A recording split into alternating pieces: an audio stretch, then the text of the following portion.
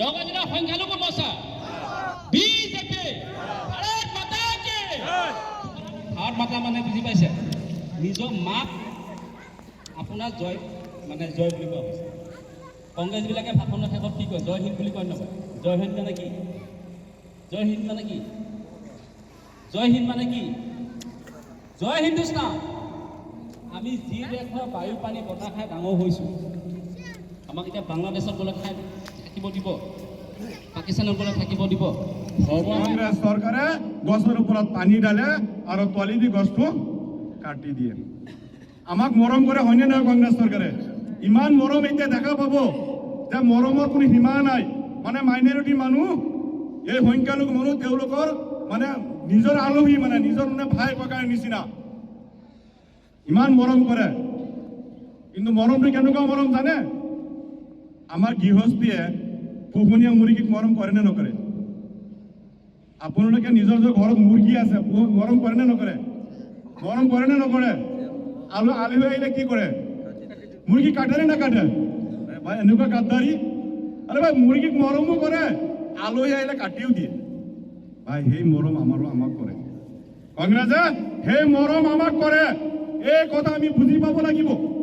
এই কথা আমি উপলব্ধি কৰিব লাগিব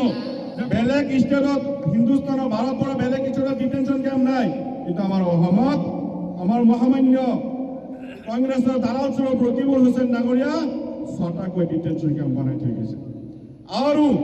মোৰ পিতৃতুল্য মুৰব্বীসকলক ৰাতি হোৱা পাটিৰ পৰা উঠাই এই ডিটেনশ্যন কেম্পত বন্দী কৰি থৈছে আৰু সেইখিনি উপহাৰ কংগ্ৰেছ চৰকাৰে আমাক দি গৈছে যি ভোটাৰ সমস্যা কংগ্ৰেছ চৰকাৰে আনি থৈ গৈছে যি ভোটাৰ সমস্যা কংগ্ৰেছ চৰকাৰে আনি থৈ গৈছে আৰু উপহাৰ কৈ আছো ৮৩ চনত যিটো গণ্ডগোল হৈছিলে আমাৰ মানুহক কাটিছিলে সেইটো কংগ্ৰেছ চৰকাৰ আছিলে চালখোৱা হত্যাকাণ্ড কংগ্ৰেছ চৰকাৰৰ দিনত হৈছিলে নৰসিংবাৰী হত্যাকাণ্ড কংগ্ৰেছ চৰকাৰত হৈছিলে BTIDত কেইবছৰমান আগত আমি পাহৰি যোৱা নাই BTIDত যিটো কছাৰী আৰু আমাৰ মুছলমানৰ মাজত যিটো কাটাকাটি হৈছিলে এইটো কংগ্ৰেছ চৰকাৰ আছিলে বিশ্বনাথ চাৰিআলিৰ মাজত এনেকুৱা দাড়ি থকা এজন মুৰব্বী মানুহক যদি গাহৰি মাংস খুৱাইছিলে সেইটো কংগ্ৰেছ চৰকাৰ আছিলে কংগ্ৰেছ চৰকাৰক আমি মাফ নকৰো কংগ্ৰেছ চৰকাৰ গাদ্দাৰ হয় বেঈমান হয় মুনাফিক হয় দালাল হয় কংগ্ৰেছ চৰকাৰ